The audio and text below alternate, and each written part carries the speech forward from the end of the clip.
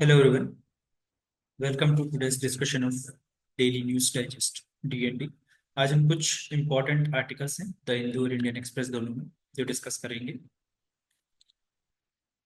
So let's start. The first article from Indian Express, which we are going to discuss, is regarding Kashi Tamil Sangam. Kashi Tamil संगम ये किसके regarding है? ये जो initiative है union education ministry का, काशी तमिल संगम which is a culture exchange programme. तो ये programme का थीम क्या है वो अभी डिसाइड किया है गवर्नमेंट ने फॉर दिस ईयर्स प्रोग्राम. सो क्या होगा इसका थीम वो फाइनल किया है. इसमें कुछ इंपॉर्टेंट इंफॉर्मेशन हमारे लिए है वो हम देख लेते हैं क्या क्या इंपॉर्टेंट है एग्जाम पर्सपेक्टिव से. तो ये आर्ट एंड कल्चर में जीएस पेपर 1 में हम इसको रख सकते हैं. आर्ट एंड कल्चर में it is regarding cultural exchange. ये प्रोग्राम स्टार्ट कब हुआ था? The first edition of this program which is organized by the ministry of education. ये याद रखना है हमको. It is organized by ministry of education. Was held in 2022 and it is meant to mark the bond in terms of civilization and culture between Varanasi and Tamil Nadu. तो ultimately ये north and south का cultural integration के लिए हम इस programme को run करती है ministry. And the current that is the theme of the third edition of this year's program which is going to be held in February 14 to 25. तो theme क्या होगी इसकी? ऋषि अगस्त्य. उसकी थीम हमें याद रखना है. ऋषि अगस्त्य इसकी थीम दे रखी है यहाँ पर.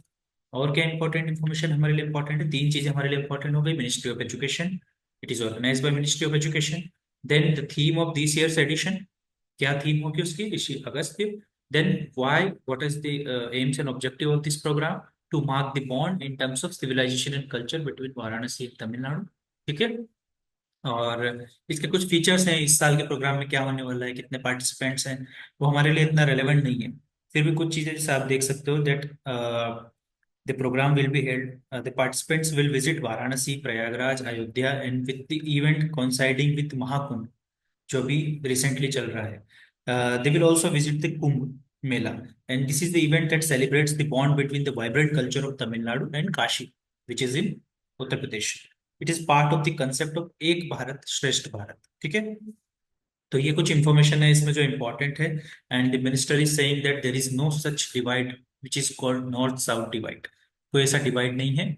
And to promote the integration और cultural integration, cultural transition, cultural relation और cultural interaction we can say between north and south, this type of programme has been held from time to time. ठीक है. तो इस particular article में इतनी ही information हमारे लिए इंपॉर्टेंट है. नेक्स्ट आर्टिकल जो इंडियन एक्सप्रेस में that is relevant for examination from the economic page. एक रिसेंट डाटा आया है जो है क्रिसिल इंटेलिजेंस रिपोर्ट. इस इंटेलिजेंस रिपोर्ट के according the investment in renewables और renewable energy generation is going to be quadruple to 19 lakh crore between financial year 25 and financial year 30. तो ultimately किस चीज की बात कर रहे हैं? ये रिपोर्ट बोलता क्या है कि अभी तक जो आपने इन्वेस्टमेंट किया वो कितना है रिन्यूएबल एनर्जी के लिए, या हम बोल सकते हैं पावर सेक्टर को सस्टेनेबल बनाने के लिए. ठीक है. तो ग्रीन इन्वेस्टमेंट जिसको हम बोलते हैं, पावर सेक्टर सेक्टर को सस्टेनेबल बनाने के लिए ग्रीन इन्वेस्टमेंट अभी तक कितना है? अभी तक जो इन्वेस्टमेंट है उसी रेट से हम कंटिन्यू करते हैं तो 2030 तक कितना इन्वेस्टमेंट होगा? और उसके साथ हमें according to our targets of 500 gigawatt renewable energy generation by 2030 हमें कितना इन्वेस्टमेंट लगेगा? तो तीन टाइप की चीजें मैंने बताई. अभी तक इन्वेस्टमेंट कितना किया है, उससे कितनी एनर्जी हमने जनरेट की. सेकेंड, आने वाले टाइम में हम इसी पेज से कितना इन्वेस्टमेंट करेंगे बाय 2030. नेक्स्ट, जो हमें इन्वेस्टमेंट करना चाहिए to meet our target of 2030 which is 500 gigawatt of renewable energy generation. और ये टारगेट इसका है आईएनडीसी, नेशनली डिटरमाइंड कंट्रीब्यूशन. तो जो पेरिस एग्रीमेंट में हमने किया है आईएनडीसी, उसके according we are going to generate around 500 gigawatt of renewable energy. और we are going to have 500 gigawatt of renewable energy capacity bye 2030. 2030 तक इतना कैपेसिटी होना चाहिए. बट उस कैपेसिटी को रीच करने के लिए कितना इन्वेस्टमेंट करना पड़ेगा, अभी तक कितना इन्वेस्टमेंट हुआ और अभी तक जो हुआ उसी पेस से हम करेंगे तो कितना इन्वेस्टमेंट 2030 तक हम करेंगे। ठीक है, देख लेते हैं हम इसको। इस आर्टिकल में क्या बात कर रहे हैं, India power sector attracted 5.2 lakh crore in green investment from financial year 1924 and is projected to draw another 21 lakh crore between 2025 and 2030, from which 19 lakh crore will flow into renewable generation. ठीक है, तो ये अल्टीमेटली बोल रहा है कि अभी तक हमने 1924 के बीच में कितना किया, 5.2 lakh crore in green investment. आने वाले टाइम में हम 21 लाख करोड़ करने वाले हैं, उसमें से भी 19 लाख करोड़ जो रहेगा बाय 2030 जो रहेगा रिन्यूएबल जनरेशन के।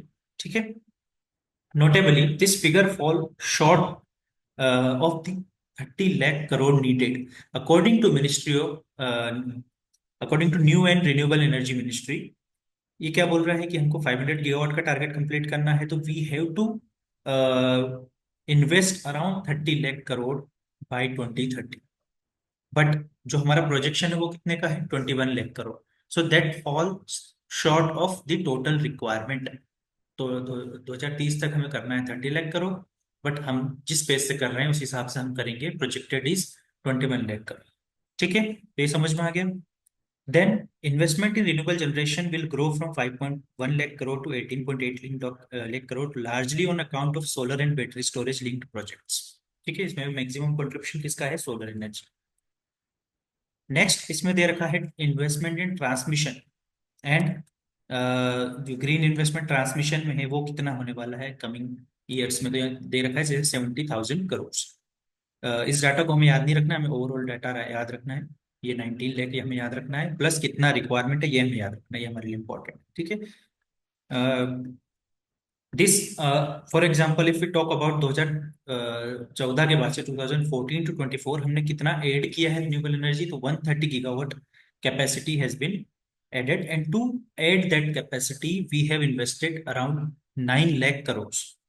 तो मैंने भी जैसे बताया कि पास्ट में हमने कितना इन्वेस्ट किया है, तो वो है 9 lakh crore from 2014 to 2021 to add a capacity of 130 gigawatt. ठीक है, सिंपल सा डाटा है, ये तीन चीजें हमें याद रखनी है इस आर्टिकल में। क्या क्वेश्चन बन सकता है इस आर्टिकल से, let's C.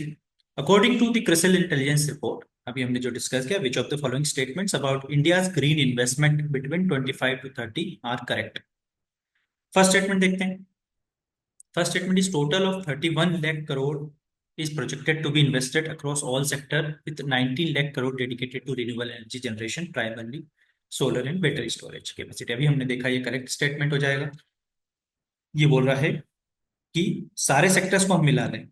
For example 21 lakh crore हम बात कर रहे हैं to डीकार्बनाइज the power sector, but to डीकार्बनाइज other sectors like automobile, oil, gas, steel, cement sector we need another 10 lakh crore. तो अल्टीमेटली कितना लगेगा, it is going to be investment of 31 lakh crore. तो ये स्टेटमेंट करेक्ट हो जाएगा। ठीक है, next transmission investment are expected to increase from 3,000 crore to 70,000 crore. अभी हमने देखा इसको, ये भी करेक्ट हो जाएगा। Third statement, India renewable energy capacity target of 500 gigawatt by 2030 is expected to be achieved with projected investment of 21 lakh crore by financial year 30। तो ये 21 लाख करोड़ से अचीव होगा क्या, नहीं होगा। अभी हमने देखा इसको अचीव करने के लिए कितना इन्वेस्टमेंट लगेगा, अराउंड 30 लाख करोड़। ठीक है, the third statement will be wrong. The total investment, we are reading for fourth statement, the total investment in renewable energy capacity between 2014 and 24 was rupees 5 lakh crore, which led to the installation of 130 gigawatt of renewable capacity। तो this statement is also wrong। अभी हमने देखा the past investment from 2014 to 24 to add the capacity of 130 gigawatt, we have invested around 9 lakh crore।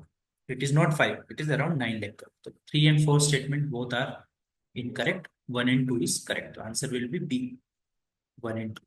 ठीक है, ये clear है। तो ये दो इंपॉर्टेंट आर्टिकल हमने इंडियन एक्सप्रेस से लिए। एक आर्टिकल मैं आपको द हिंदू से बता रहा हूँ जो कि इंपॉर्टेंट है। It is regarding the submarine and new warship which are being commissioned by the prime minister recently. तो in the first we can see 3 frontline platforms like INS Nilgiri, INS बख्शीर and INS सूरत। ये तीनों को अभी launch किया है, commission किया है। and it is a very significant step in the direction of Atmanirbhar Bharat because all three are indigenously developed. All three are developed in India itself. ठीक है, इसके लिए हमें सिर्फ सिंपली याद रखना है कि तीनों है क्या. ठीक है, इसमें कौन सी सबमरीन है और कौन से प्रोजेक्ट के अंडर इनको बनाया गया है, एंड दैट्स इट. उससे ज्यादा डिटेल में क्वेश्चन आता नहीं है. तो let's see, INS Nilgiri is the lead ship of project 17A frigates. तो इट इज अ फ्रिगेट. ठीक है, हमें याद रखना है ये वॉरशिप है INS Nilgiri. Second, INS वगशीर is the sixth and the final submarine of project 75 Kalvari class. तो ये क्या है आईएनएस वगशीर? ये है एक सबमरीन.